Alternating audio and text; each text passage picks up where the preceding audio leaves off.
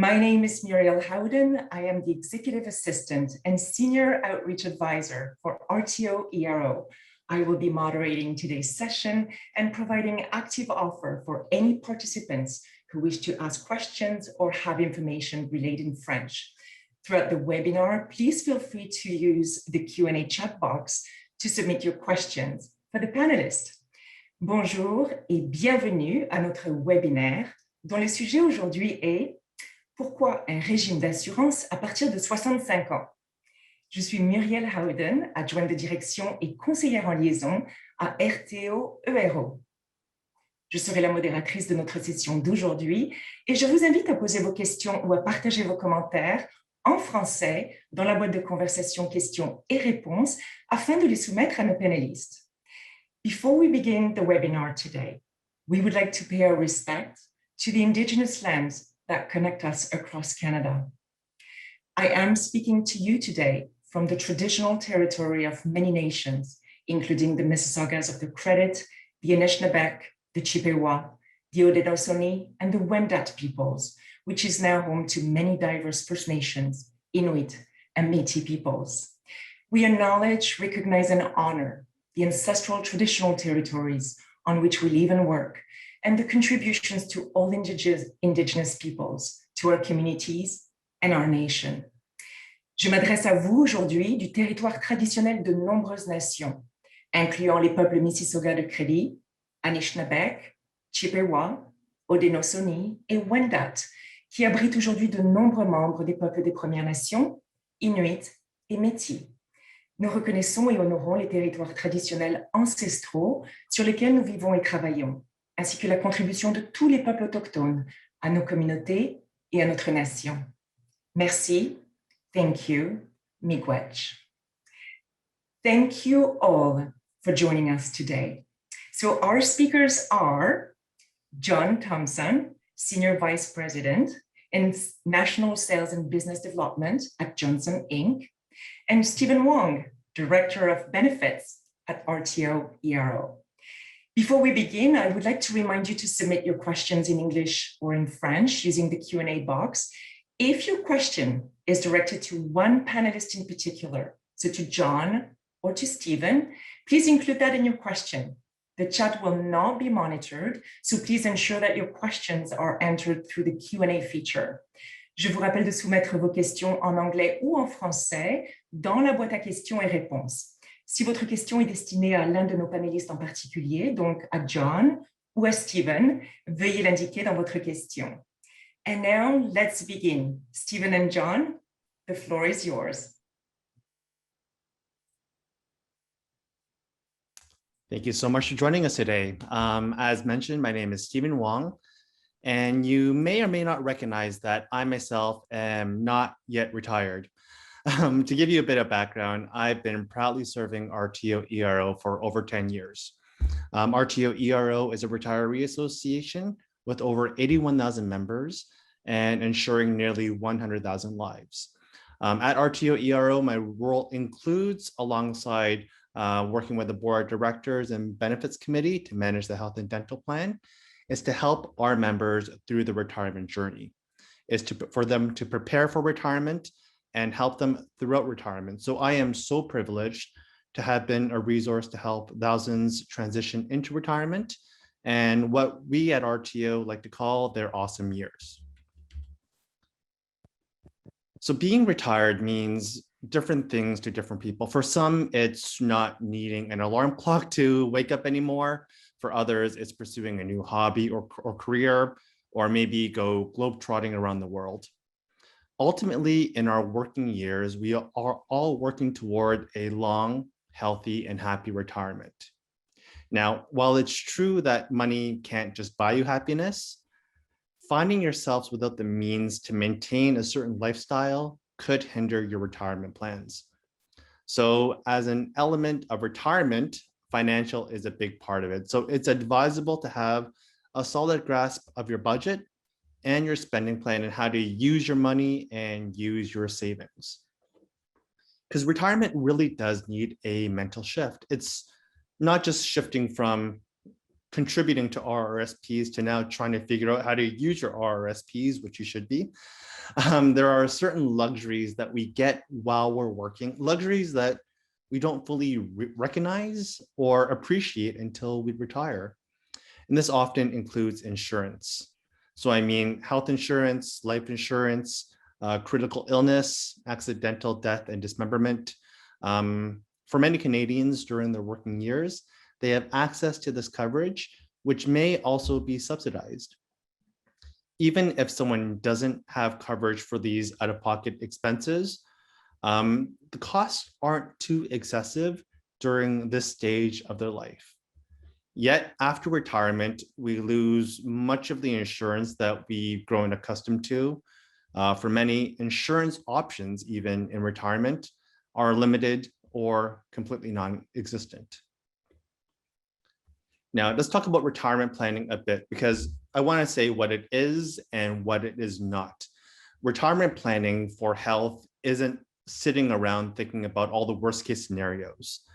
It's hard and it's not fun to do, especially if you're in good health at the moment. It's not very productive.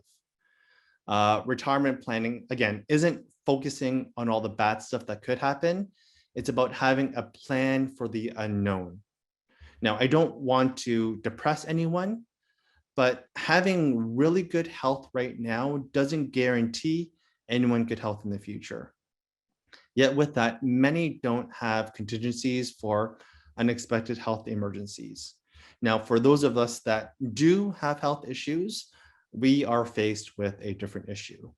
In fact, an Ipsos survey found that almost 6 in 10 Canadians believe that they'll have to delay the retirement date out of fear that they can't afford retirement healthcare. So this really is what insurance is for. Now, insurance takes many forms. In fact, the word insurance often has a certain connotation. I mean, we have car insurance and we try our best not to use it. Same thing with home insurance, critical illness, accidental death and dismemberment, and life insurance. We all get it, we all have it, and we don't pray one day that we're going to have to use it. They are all very worthwhile because it gives us protections if something catastrophic were to happen. Now, health insurance is extremely unique. It is a benefit that you use ongoing. It is there for common planned expenses like maintenance medications, chiropractic visits, dental cleanings, things of that sort. Also, other aids that we need regularly, like CPAP masks, orthotics, maybe hearing aids, to name a few examples.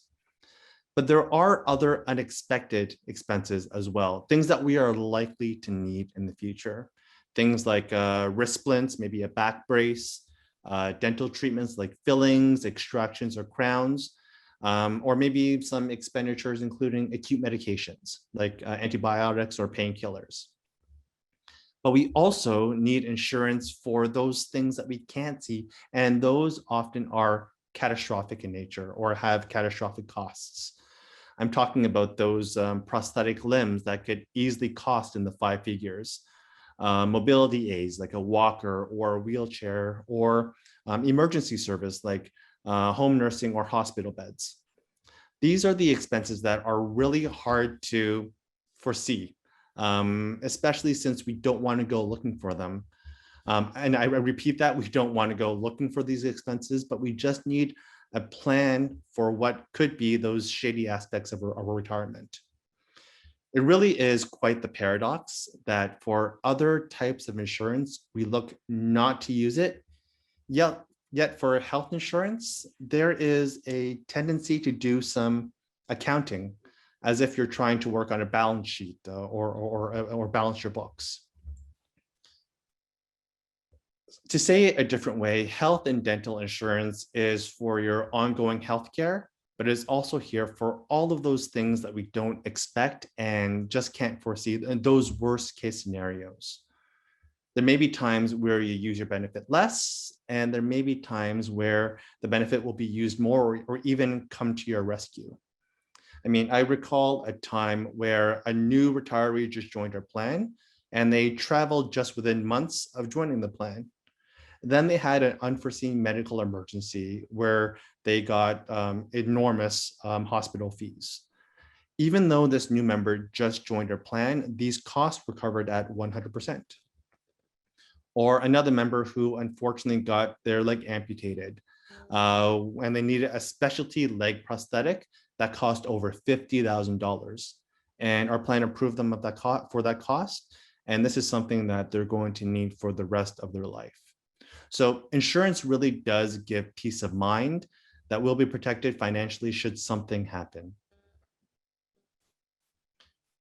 Now, we are lucky to live in a country with a great healthcare system, but government plans are unfortunately not as generous or comprehensive as people think. We have perks like we're able to walk into a doctor's office and walk out without paying anything. We're able to get a blood test without even thinking about payment.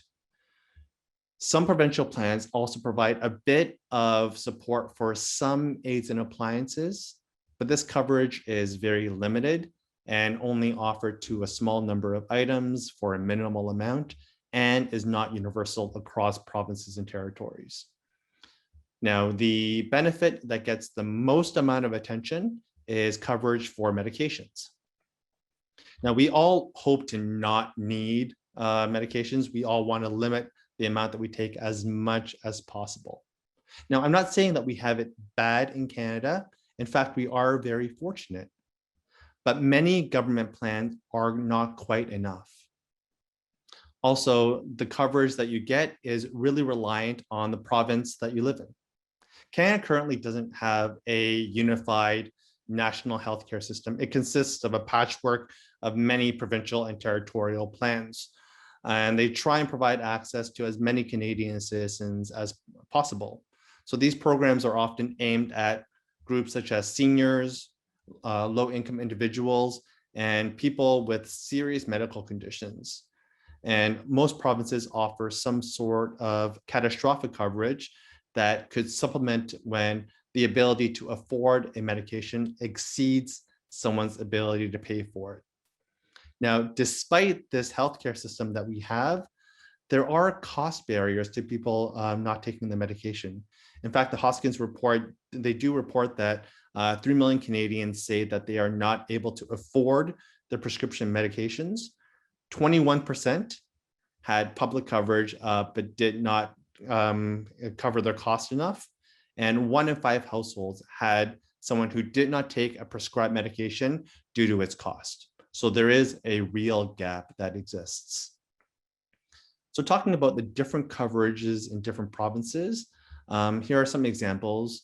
In BC, the coverage only kicks in after that resident meets a deductible based on their income or their family income. In Ontario, it typically kicks in once someone reaches the age of 65. And in Quebec, it is very unique where coverage depends on your age, but also if you have access to an employer plan. Canada is the only developed country in the world that doesn't have a universal healthcare plan with universal drug coverage. So there's a major gap that health insurance helps fill. So some of the items that are not covered by government plans include things like some vaccinations, especially those vaccines for travel, like for hepatitis. But even some routine vaccines like for shingles, they only now cover Zostavax for certain age groups in Ontario, but there's no coverage for Shingrix. Now our plan does cover that even if you have already gotten Zostavax. This is a type of vaccination that we cover. But also the flu vaccine in BC, that's not funded by the government, so private insurance, if covered, does help fill that gap. Now, no government plan in Canada covers sexual or erectile dysfunction drugs, such as Viagra and Cialis. And these medications are some of the most commonly claimed items through our plan. Now, this is something that you hope to and maybe won't need in the future, but it's a good item to have within a retiree plan. And lastly, many would be shocked by how many medications are not covered by government plans. I mean, government plans, they cover some of the drugs available, but not all. So this is what's called as a formulary. So taking a look at this chart, if you take a look at the green bar on the left, these are all the medications available in Canada with a prescription that you can get from a pharmacy. The pink bar on the right, this depicts the number of medications covered by most provincial plans. So as you can see here, there is a major gap. And if you've heard of medications such as Cialis, Dexilant, Jublia, Nexium, Shingrix, Visc injections, Viagra, or Victoza, is because this is grabbed from our list of the 10 most popular prescriptions from our group. And these are just examples of 8 medications not covered by government formularies. So what I've intended to talk about today is why coverage is needed. I mean, the title says a lot because it's a question we get all the time.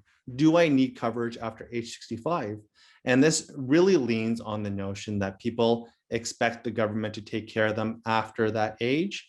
But as you can see here, there are many other parts of coverage to a health plan in addition to drugs, but also government plans may not fill that void as much as many people will think. They also really don't cover aspects of travel, which I'll now pass it off to John Thompson from Johnson Insurance to talk more about. So John, over to you. Thank you very much, Stephen, and thank you all for the opportunity to chat with you briefly about travel insurance and the RTO plan. Stephen, as you're in control of the presentation, maybe I'll just ask you to flip forward there. Yes, so as mentioned, I'm a senior VP with Johnson Insurance, a partner with the RTO ERO in designing and administering the benefit program for retirees within the RTO ERO. And just want to have a chat with you today about the requirements for travel insurance and some of the issues that face Canadians who travel abroad. So this first stat here is kind of amazing when you think about it, that only 40% of Canadians who voyage outside Canada buy travel insurance. And that was conducted by a recent survey. And most Canadians, or most travel by Canadians, is south of the border into the US, which, and as we probably know, the US has the most expensive healthcare system in the world. So if you were to break a leg, or if you were to do something even more severe, like have a heart attack or something that required a extensive hospital stay, it could be in the hundreds of thousands of dollars, and we've paid claims into the millions of dollars. So it's a very important coverage that obviously anybody who's traveling outside the country should consider.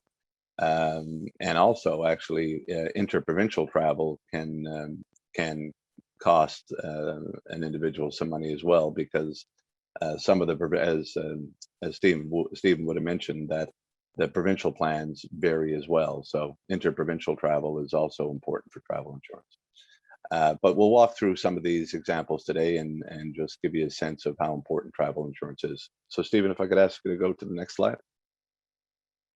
So travel insurance, it is usually top of mind for those who travel a lot, but for those who, live close to the border, who might just travel over to do some shopping or to do a day trip, people may not even realize the risks that they take by entering the US and involved in a car accident, for example, without coverage. It could, it could dramatically impact people's finances. Travel insurance, does cover a lot of different things. Flight delays, lost luggage, cancellations. But of course, the most meaningful thing that the right travel insurance covers is for medical emergencies and travel medical while you're out of the country. And again, that staggering statistic that only 40% of Canadians actually acquire travel insurance while they're abroad is something that I'd like to educate you on today. So maybe next slide there, Stephen. So when you consider what happened in the last 18 months with the pandemic, that you know, the majority, the snowbirds who had left the country to winter abroad, the Prime Minister, the Government of Canada issued a travel advisory instructing people to get home. We would have had 11,000 COVID-related claims in that first month in getting people back to Canada who hadn't planned to come back in March of last year. Obviously, you know, with the Canadian winter, most people plan to come back in late April, May. So therefore, making sure that through trip interruption, we were able to look after those members who were caught out of the country, who needed to get back in a timely fashion. That's exactly what travel insurance is meant to cover. And when someone is, you know, when you're contemplating a trip and you're planning your trip and you're discussing with your family about the details of travel insurance, it's obviously very important to understand the fine details. Some travel policies don't include travel medical, some don't include trip interruption, for example. So it's critical to understand the different variables in a particular insurance policy and what's covered versus what's not covered. And obviously the broader the coverage, the more detailed the coverage, the better it is for you as a traveler to make sure that you have the appropriate coverage. Next slide, Stephen. So as referenced, not all insurance plans include, you know, benefit plans include travel coverage. Travel is embedded in some benefit programs and not in others. So if you're an active member of a plan today, it's obviously advisable to check and see if travel is covered, and if not, or even if it is covered but doesn't have a broad coverage, you can then go to the market to buy an individual plan, which is more expensive than a group plan. If travel is embedded in a plan, you have the benefit of being a part of a group buying power. You have the benefit of getting a more than likely a broader coverage base that would include things like trip interruption, lost luggage, a more extensive travel medical coverage, for example. So, but it's always good to ask those questions as you're planning a trip and making sure that the coverage is there. You know, it's things like medical evacuation, for example, may not be covered. Repatriation back to Canada may not be covered. So these are some of the questions that that you may want to ask and make sure that you're well versed on as you make your plans.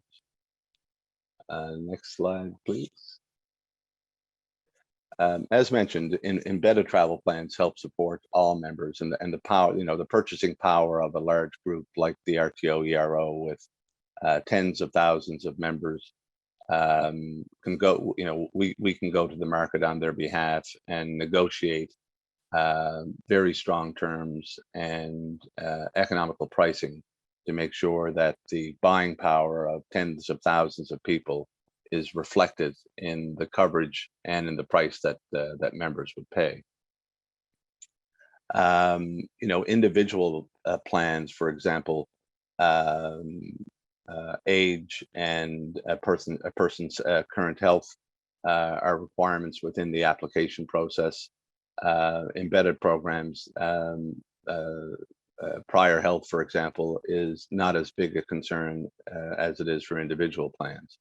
So it's good for people to understand the difference there. Medical questionnaires, for example, are not required in most embedded plans because, again, the purchasing power of the larger group. Next slide, please.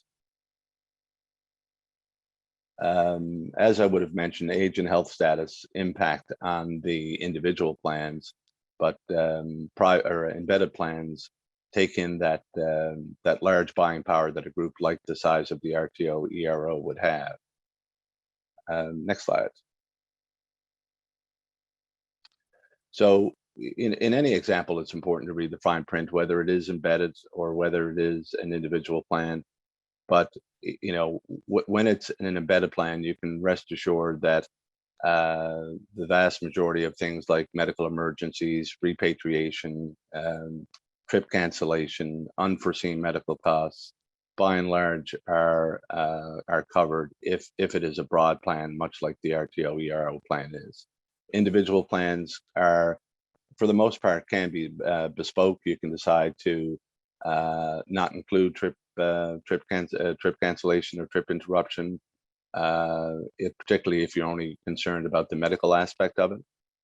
But the limits for, like under the RTO plan, for example, $10 million worth of coverage in the embedded plan is very rare. If you're buying an individual plan, you may get $1 million or $2 million. The embedded plan provides much more deeper coverage, broader coverage, as a result of the buying power that exists. Next slide, Stephen, please. So as I would have mentioned, you know, a lot can happen while you travel, and when you consider, you know, U.S. markets like Florida or Arizona, Nevada, California, Hawaii, where most Canadians like to travel in the winter months, those are amongst some of the most expensive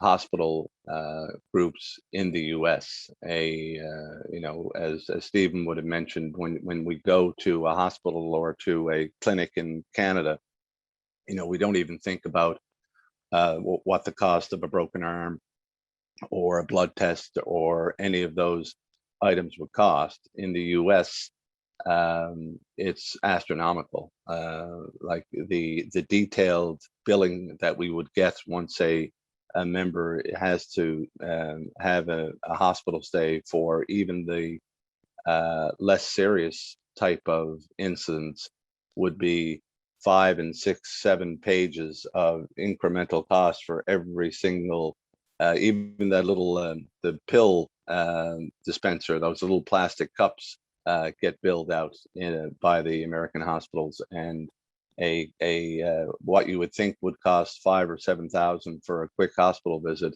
may actually cost upwards of $75,000 or $80,000. It's we have to remember, in Canada, it's a social cost that we all pay for down there. The hospitals are for profit, and the costs are completely different, and hence why insurance is incredibly important.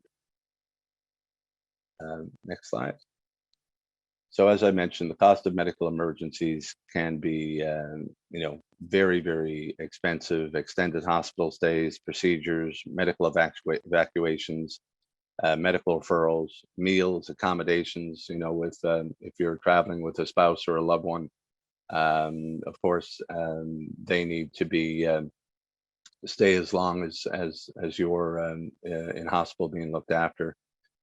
So these claims costs can rise quickly. And as I mentioned, we're quite used to paying claims in the tens of thousands of dollars, and have paid claims, you know, into the millions as a result of severe injuries where people can't be repatriated to Canada.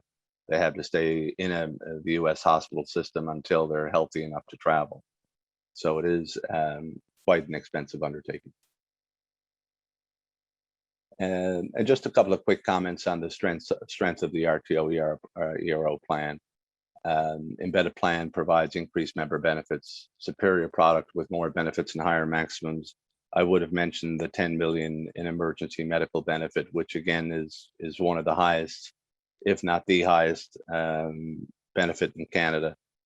Higher benefit maximums on hospital accommodations, dental accidents, return of your vehicle if you've driven to the south and you've had a significant event occur and you can't drive it back, your insurance will bring it back for you. Meals and accommodations, and And obviously, worst case scenario, return of the deceased member if that such happens. More benefits, broader coverage, including medical evacuation, lost prescriptions, medical referrals, baggage insurance, which I would have mentioned, alternate transportation, business expenses, and a return of a pet.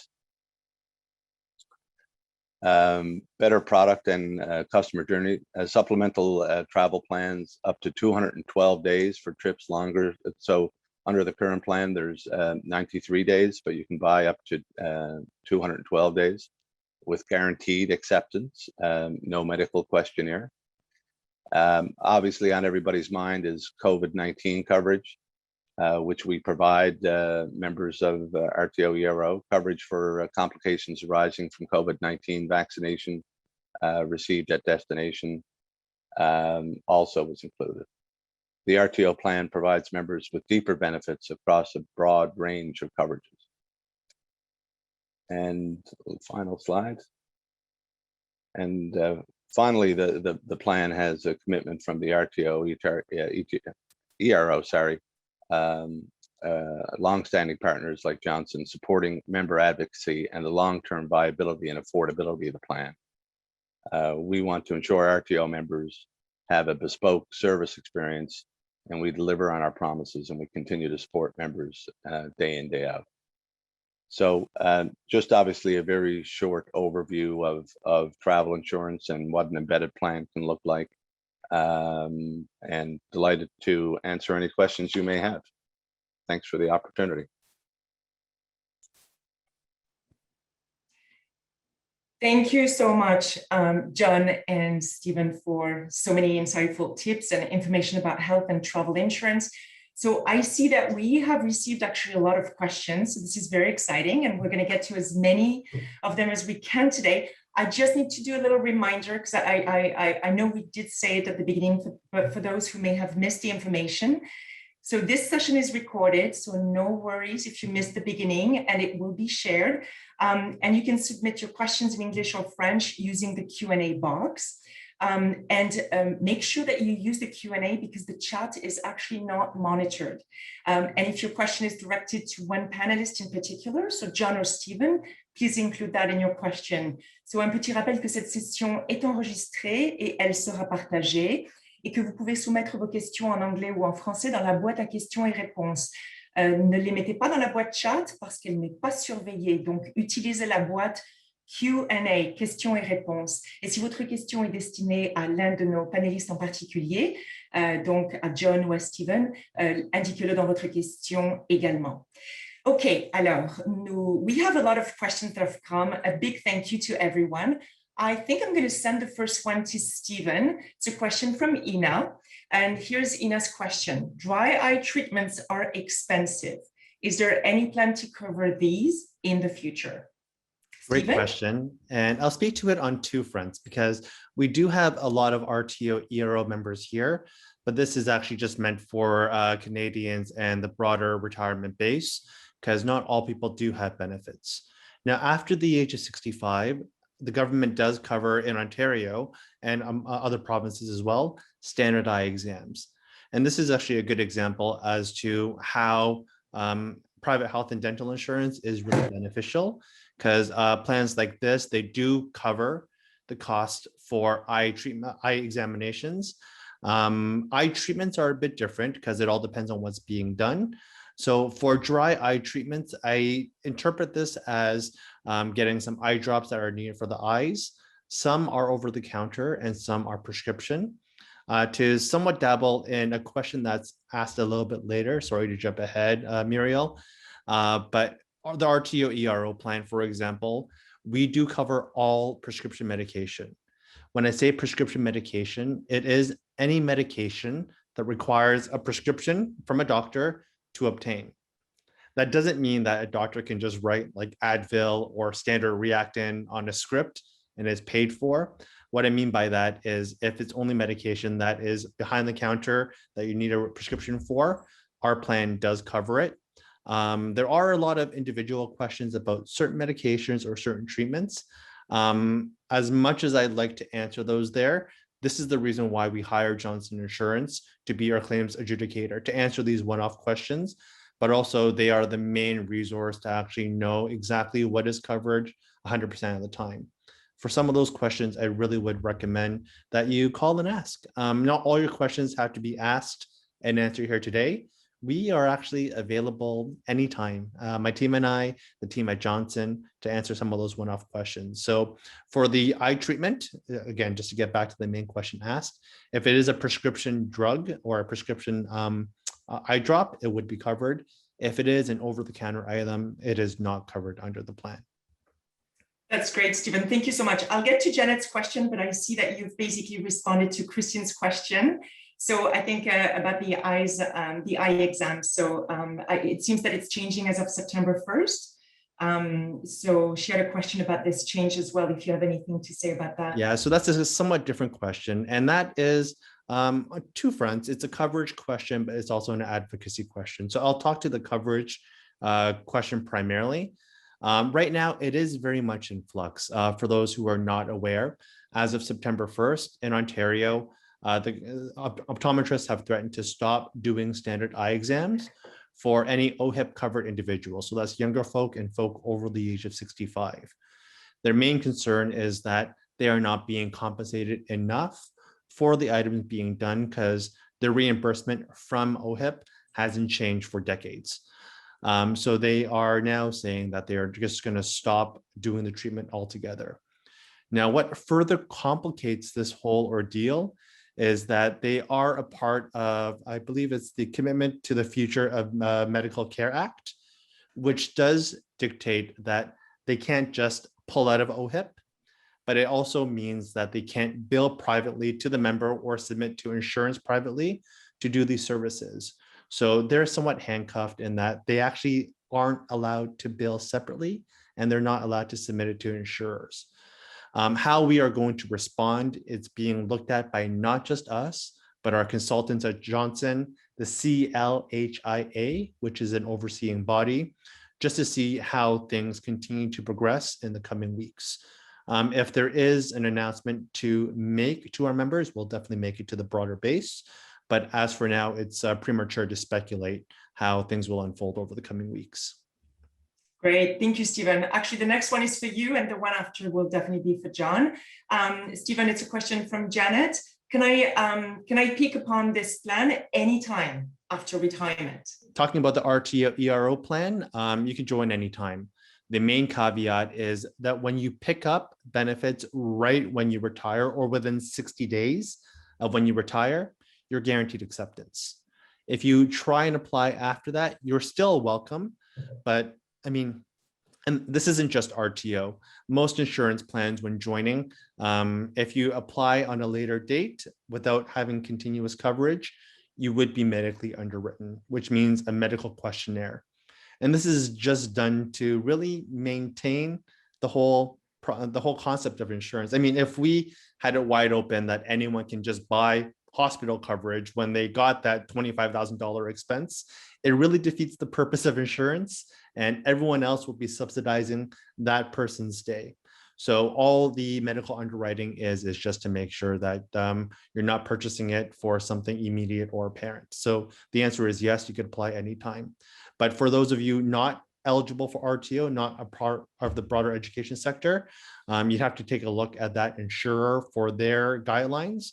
Most groups do allow move from a group insurance plan to another group insurance plan or to any other plan with guaranteed acceptance, as long as it's at the point of the plan termination. Wonderful, thank you, Stephen. So John, the next question is for you. It's from Mervyn, and the question is, does RTO ERO provide travel insurance for travel in the US at this time? We do, and that was one of the critical things that we had to do in our last renewal. The reinsurance requirements were with COVID being such a significant issue. We made sure that we had the proper reinsurance to cover Canadians who were going to go to the US. and made sure that we had all of the appropriate reinsurance in place, that if members wanted to go during this unprecedented time, that they did have coverage. And I just want to make one point there. I do see one question that most of my discussion was on U.S. travel. Out of country travel is for anywhere you go globally, right? But I just made the U.S. as an example because that has the most expensive healthcare system in the world. But we pay claims all over the world. Australia, India, China, you name it. We've our clients, our retirees that we partner with travel the world, and we have a global partner that has health networks everywhere to pay claims and to make sure that members are looked after in the event that something does go wrong from a medical standpoint. Thank you, John. Such an important point, especially as people are starting slowly to travel again around the world. Thank you. Next one, maybe for you, Stephen. Are incontinence supplies covered after retirement? So I suspect the question means within the plan, but. Absolutely. And I'll speak to RTO ERO. Yes, there is. This is actually the type of question that I'm seeing a lot of in the Q&A. So just to address some of these matters, the best resource isn't actually necessarily asking me right now. It's actually just to get in touch with our claims payer at Johnson. A lot of these specific questions can be asked, but if ever you're at home a bit bored because you can't do much, we do have a great booklet that goes over everything that is covered. You would have received a hard copy, but I'm sorry, I'm just going to flip to another screen for just one moment. If you don't have it available, you can always access it on our main webpage.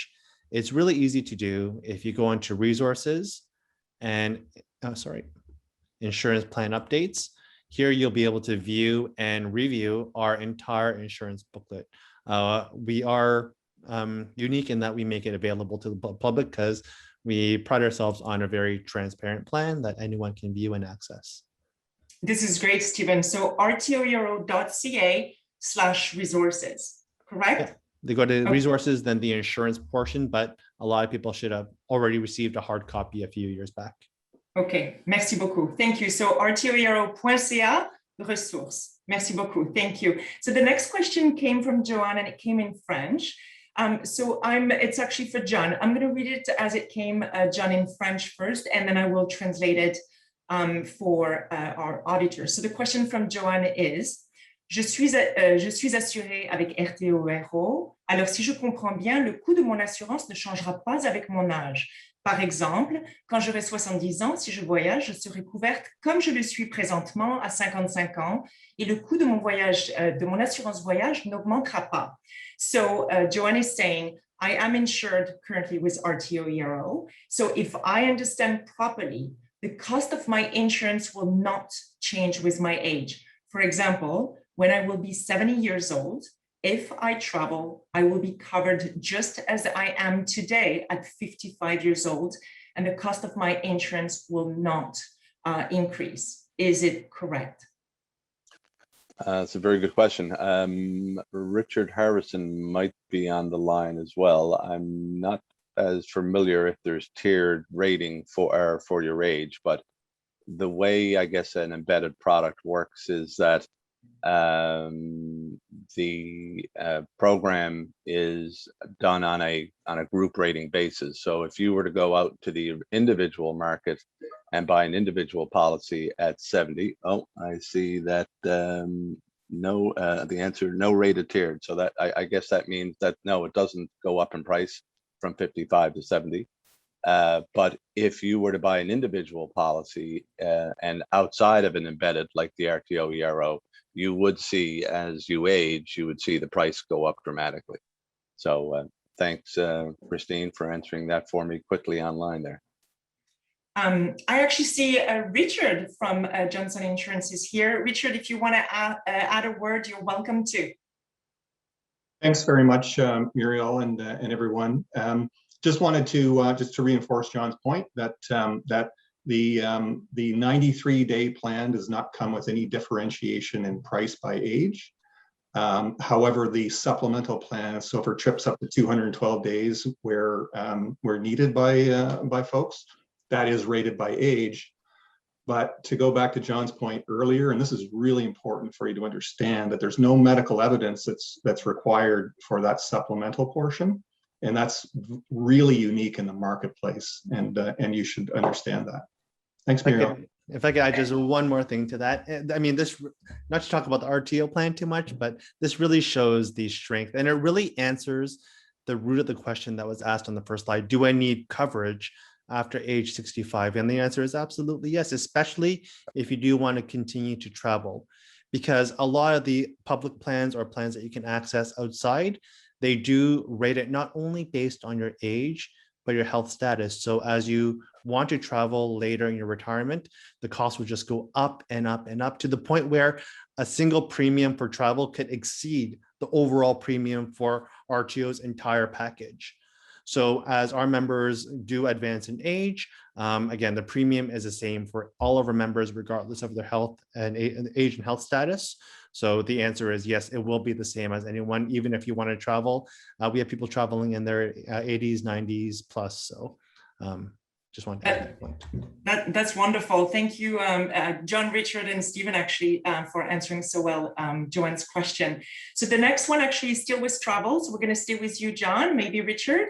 But Susan's question is, where could I find an itemized list of variables that might be included in a travel plan? What is not included in our travel insurance that can be purchased additionally? So, and that person, Susan, is retired and is an RTO member. Of course, she has the RTO insurance. My sense would be in that same booklet that that Stephen would have referenced would give a lot of pertinent information on the coverage limits, what's included. And again, it's a very broad, deep set of benefits. But if there's anything that you're curious about that's not in there, we can certainly do that over the phone with one of our representatives. Thank you, John. Yeah, so we'll keep repeating, and we'll put it on this presentation when it's posted, rtoero.ca/resource, making sure that, and also understanding that the RTO benefits team and the Johnson Insurance team are always there to reply to your question. So the next question is from Theodora. It's still about travel, so I'll send it to you, John. Is the COVID covered in your travel plan, or members can buy additional coverage when they plan to travel, when we plan to travel? So no. So we did make sure from a reinsurance standpoint that we did have that coverage available to members. So it is embedded in our coverage. And Rich, just want to pass it over to you if there's any more detail that you want to add to that. No, John, I think you've got it. That certainly, and I think just to explain a term too, reinsurance is actually insurance that insurers buy to protect themselves and to protect you from catastrophic loss. So that, in other words, premium rates don't rise exponentially when we see a situation like what happened with COVID last year, with 11,000 claims and the kind of situation that we had to work through on your behalf with RTO, ERO, your benefits committee, and your board. It's really important that that your insurer has that underlying level of insurance themselves to make sure that rates stay stable. It is, to Rich's point, it's a very prudent thing to make sure that, if we're accepting that risk of members traveling in this unprecedented time, that the financial capability to make sure that the insurance plan can afford to pay that many claims. And to Rich's point, last year, 11,000, if COVID could be here for hopefully not that long, but make sure that the financial resources are there to pay the claims. Very well. So Kimberly's question is actually 2 in 1. I think you've responded to the first one, but I will let you judge. But the second one is an interesting one. So Kimberly's questions are there certain medications that are not covered by travel insurance? And the second follow-up her question is, if you are on a new medication, is there a 3 months waiting period to ensure that you do not have any side effects? John, maybe for you? I'm gonna ask my dear friend Rich to take a cut at that one. Yeah, all good. So there's a 90-day medical stability requirement that predates your trip date. So in other words, you can be under treatment for a particular condition as long as it's controlled. So to answer your question, you could have a change in medication. But that change in medication doesn't necessarily indicate that you're not stable for the condition. So if you do have a specific question though regarding your situation, suggest that you call our admin team at 18 Spadina Road, and they'd be happy to walk through that particular situation with you. Hope that helps. If I could just just go add ahead. just one more thing to there, just as an addendum. So yeah, and again, just to echo what was said earlier, just make sure that you check your own policy because this is RTO specific. But for RTO ERO, for medical emergencies, our plan is quite unique. It's actually kind of a Cadillac of plans compared to what's out there, where if you do have something that could be seen as an instability, like a change in medication for a new diagnosis, because sometimes a brand new medication is as a result of a new diagnosis. That could result in some concern for that one diagnosis. But our plan is set in such a way where if you got a new medication because you have a heart condition, but you go somewhere and you break your hand, that medical emergency had nothing to do with what you just got diagnosed for. So that would be completely covered. And just to echo what Richard just said, we do have a pretty good change in medication coverage, where if you did have a medication and you were either changed to a slightly new one or a generic version of it, or it was changed due to an improvement in your health condition, that would definitely not disqualify you from coverage. You still have full travel coverage. Great. Thank you very much. There's a question from Nadine, but I think it was, anyway, I will let you talk to it, John, because I know you did mention about that. So Nadine is saying that you've spoken a lot about the US travel. Does it apply to Europe as well? So I'll let you reiterate that for sure. Yeah, 100%. It's again, I just used the US as an example because of the extreme cost in the US versus other markets, but cruises, Europe, Asia, all as global travel is covered 100%. Wonderful, wonderful. I'm just going to go down. There's a question I would like actually for this question to call the chair of the board, Rich Profit, and our CEO, Jim Grieve. And I think maybe collectively with Stephen, I will ask the question. It came in French, so I will go first in French and we'll translate it. So the question is, quelle est la position de RTO ERO sur un programme d'assurance médicaments pan-canadien? So what is RTO ERO's position on a Canada-wide pharmacare program? So over to you, Rich, Jim, Stephen. Okay, thank you very much, Muriel. Our position on a national pharmacare program is that we heartily endorse such a thing, because it's imperative that we implement a system health insurance coverage that provides people with access to necessary prescription drugs. And the most effective and efficient and cost-saving method is to create a national plan that covers everyone, the way that Medicare does for hospital care and doctor services. And it's, I'm not going to say ironic, but in Canada, we've had public hospital insurance since 1957 and public insurance for physicians since 1966. And it's extremely unfortunate that there's not been a large-scale national health initiative since that time, 1966 being the last time. Yes, we heartily endorse a national pharmacare program.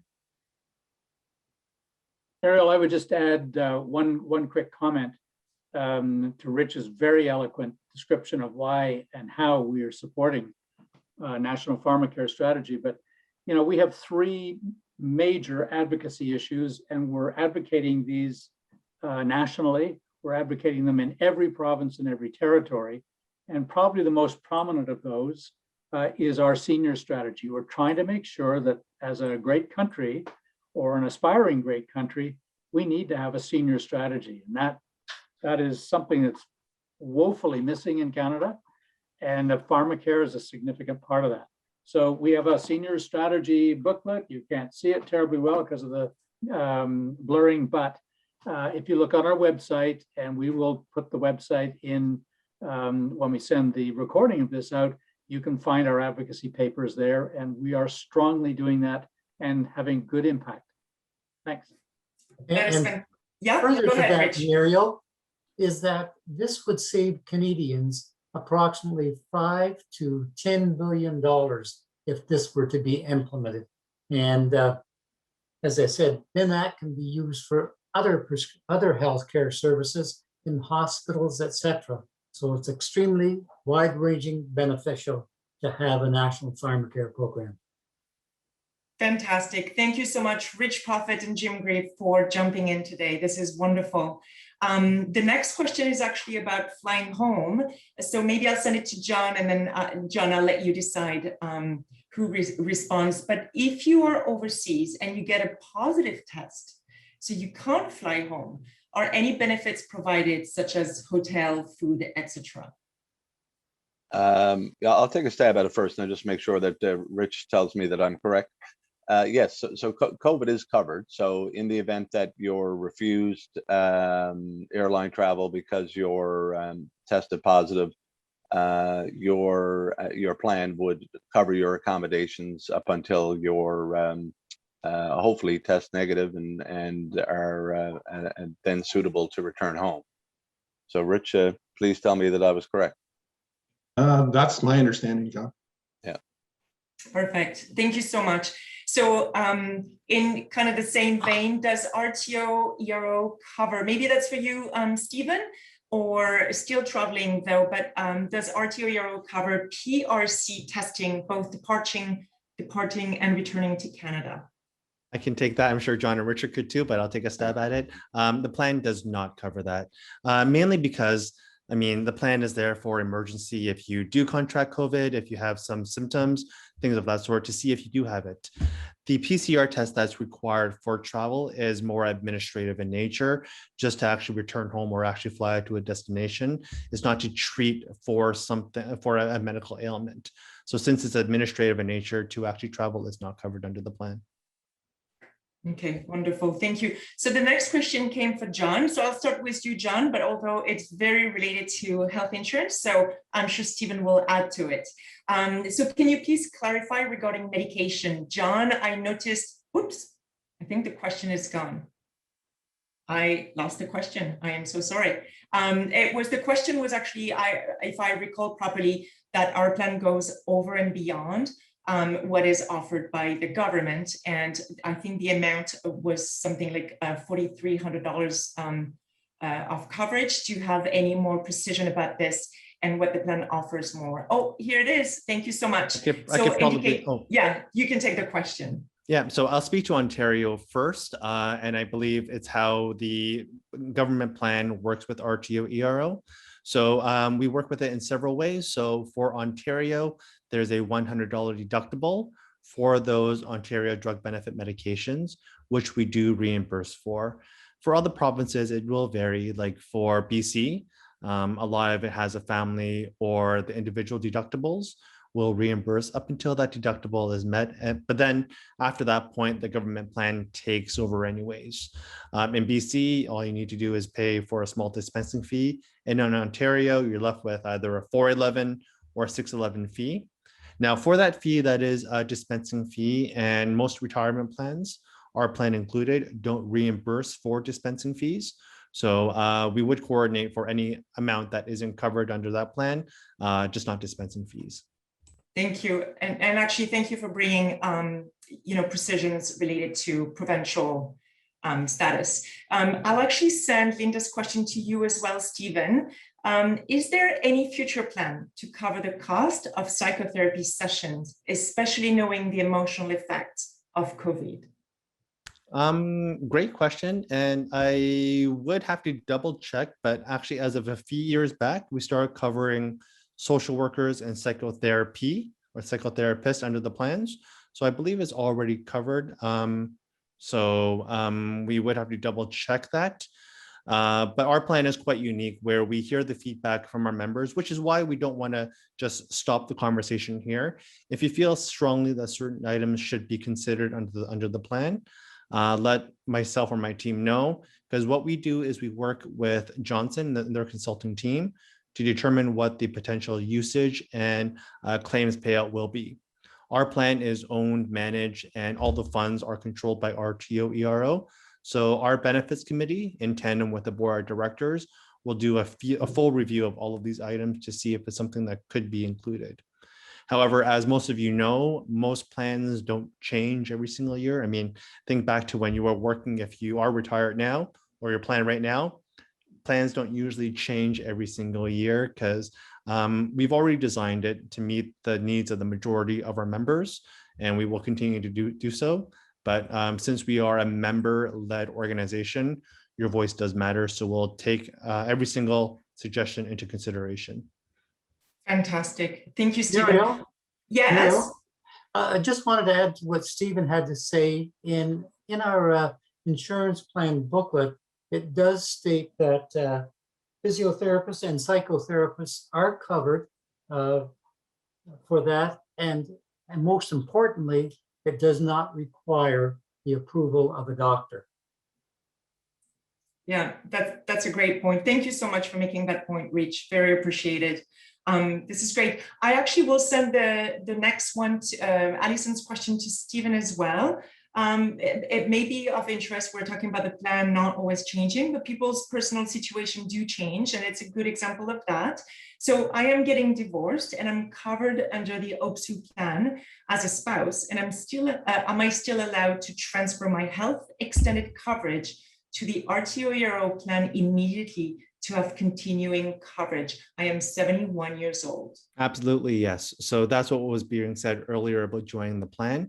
If you're coming off a group insurance plan like the OPSU plan, as long as you enroll within 60 days, and again, not to talk about too many other circumstances, but we do have spouses retiring. We have, I mean, the thing about retirement is that you're there with your partner, they're 24 hours a day, 7 days a week. So we do see some divorces as well, but also we have unfortunate deaths as well. So if you are covered under a plan, whatever your situation may be, if your plan terminates for any reason, whether it be a retirement, divorce, or death, you can join RTO's ERO's plan with guaranteed acceptance. Do you hear this, Alison? Welcome to RTO. Wonderful. Thank you, Stephen. Okay, questions from George. I'll send it to you as well, Stephen. At the age of 65, is there an option for a plan that tops off the provincial government or the provincial plan at a lower premium? Great question. So this is kind of the question about different flexible options, or some may refer to it as tiers. At this point, no, because what we do is we crunch the data on an annual basis. And there is, I mentioned earlier, a tendency to focus so much on drugs and what is or is not covered as of 65. But what we also see is there being a higher incidence of travel emergencies at an advanced age, more hospital beds, more wheelchairs, more walkers, more CPAP machines, hearing aids. So while we do see the whole drug experience somewhat going down, not as much as some people think after age 65, benefit plans, again, are just so much more than just that one benefit itself. So it's something that we monitor. We look at the data just to make sure that our plan is fair and equitable. But at this point, no, we don't have different options for after age 65. Okay, thank you, Stephen. So I'll send the next question to John and maybe Richard. I'll read it in French as it came first. It's a question from Yasmine, and then I will translate it for you. So, quels sont les pays qui ne couvrent pas les soins médicaux? What are the countries that do not cover medical health needs? Or is there such a country? If there is a travel advisory, like, Syria, if there's, military conflict or whatever, and there is a travel advisory, coverage would be null and void for that, right? So, if, for example, I think at one time there was,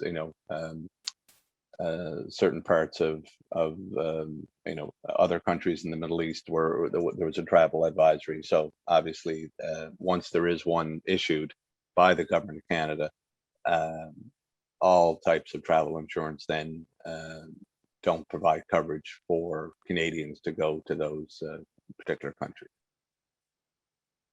Very well. Thank you very much, John. So I need to tell you, we're down to the last 10 minutes of this wonderful session. Obviously, so many questions. This is incredible.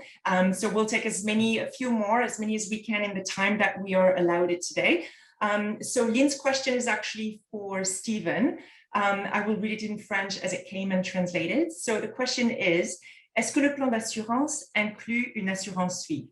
Does the insurance plan include a life insurance? Stephen? No, this plan does not offer life insurance.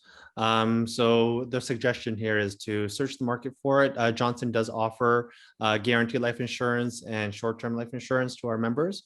So this is something that you can look into, but that's a product that you need to source separately, because the plan that our members buy into is purely health and dental. And just for a little take too, for life insurance, it usually is rated based on you and your health status, but also just to make sure everyone's aware, through our partners at Johnson, home and auto insurance is also available, and you can get a discount by being an RTO member, whether or not you're retired or not.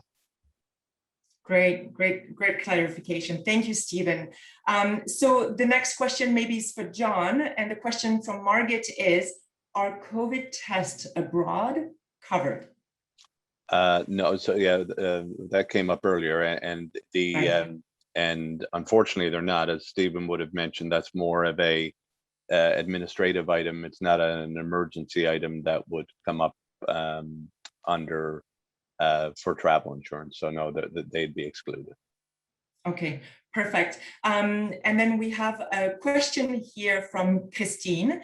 And so Christine's question, probably for you, Stephen, if I was to join once I hit 70 years of age, would there be a medical questionnaire?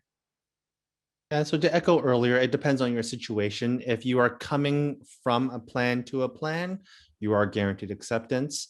For extended healthcare or hospital, if you are without a plan and you want to join, we welcome you to go through the application process, where there will be a short questionnaire. Age doesn't really matter. Health status is what we're looking at. For dental, it is a bit unique, where all of our members are guaranteed a guaranteed acceptance for a dental plan. The only caveat is, again, just to make sure that people just don't buy it, use it up, and leave the plan, is that there will be a limit of $500 for the first 12 months. But then after that, the plan will be the same as it is for everyone. Wonderful. Thank you, Stephen. John, I will send the next one to you. So it's from Marilyn. You cover cancellation insurance for $6,000, but many trips are costing more than that. Do you offer a supplemental insurance for the cost over $6,000? Rich, that's probably best for you to answer. Thanks. Good question. Because yes, we've heard of this from members, but at present the $6,000 is the maximum, which actually matches up with many programs on the trip cancellation interruption limit side. But good question. Thanks for that. Okay, thank you so much. Thank you. And next question from Janine. So it's on medication. I'll probably send that to you, Stephen. I'm retired with Johnson, and Johnson presently covers 80% of medication. When I turn 65, will the government cover the remaining 20%?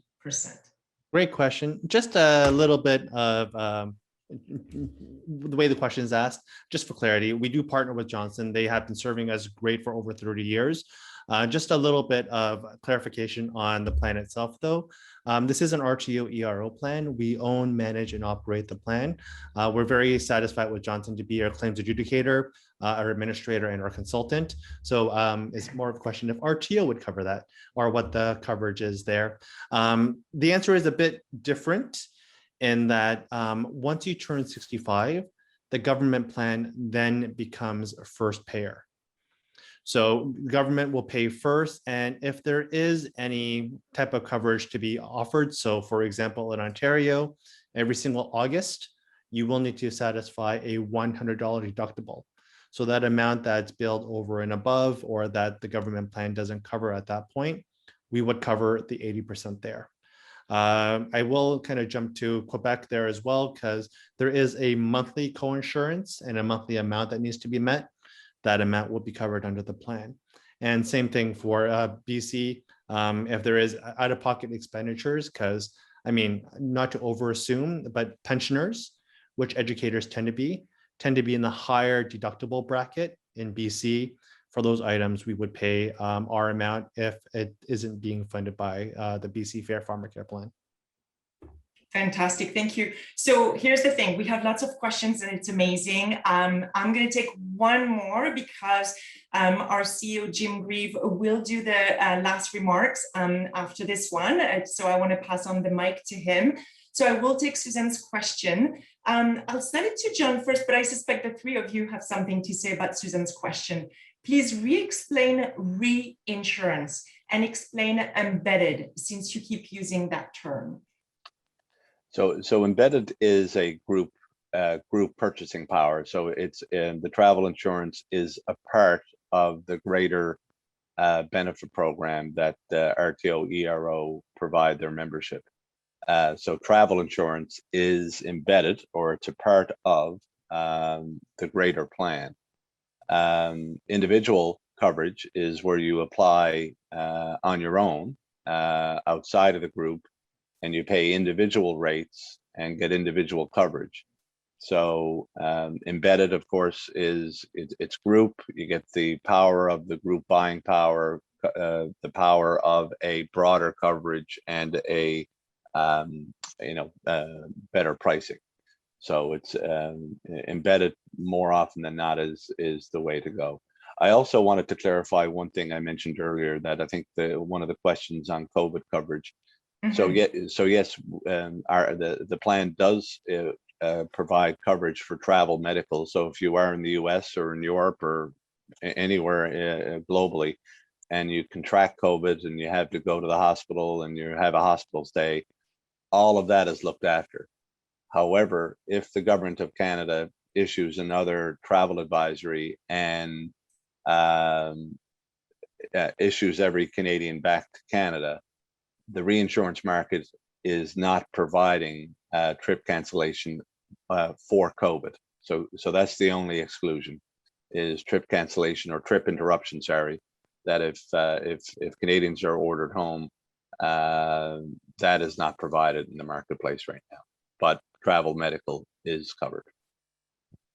Fantastic. Muriel, I hate to do this. May I answer one question that I think is really prevalent, because I saw it come up and it has come up several times during the pandemic? Anything for you, Stephen. Okay, just one more. It's about the nursing benefit as well as the convalescent care benefit.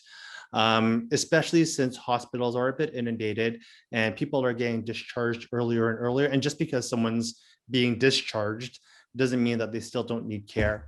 So within our hospital plan, there is a convalescent care benefit, where if you're being discharged from a hospital after an overnight stay, you are provided from services for a personal support worker at your home for those activities for daily living, whether it be cleaning, toileting, ambulating, things of that sort.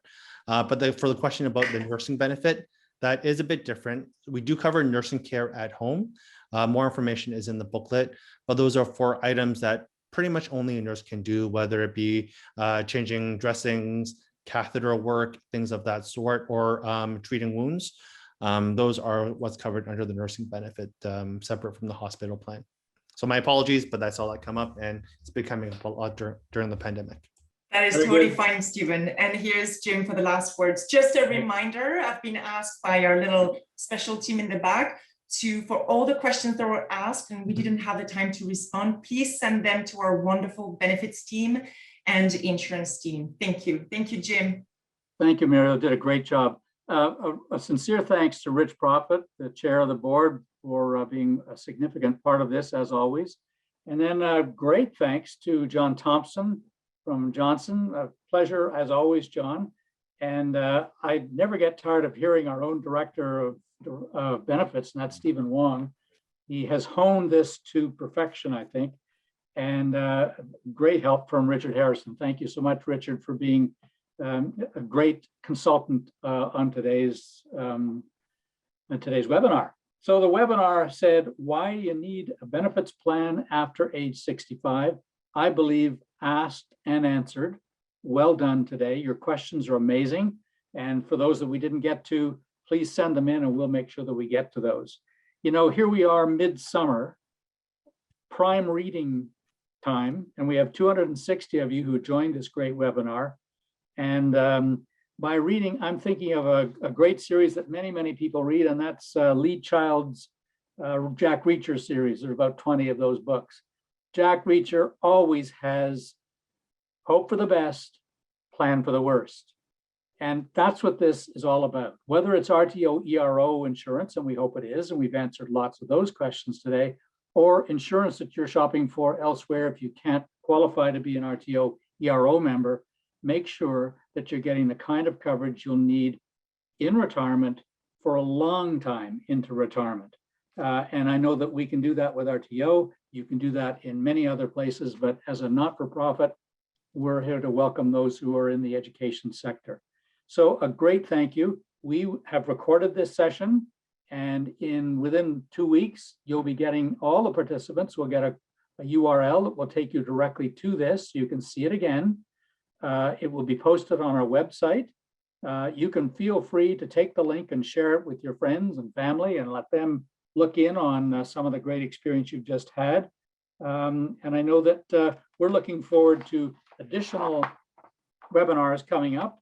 We have one coming up on ageism and intersectionality. Wow, big topic related to diversity, equity, and inclusion on August the 17th at 1 p.m. Eastern. Join us again. Thanks so much to our speakers again, and good day. Thank you. Enjoy your day. Thank you all. Bye-bye.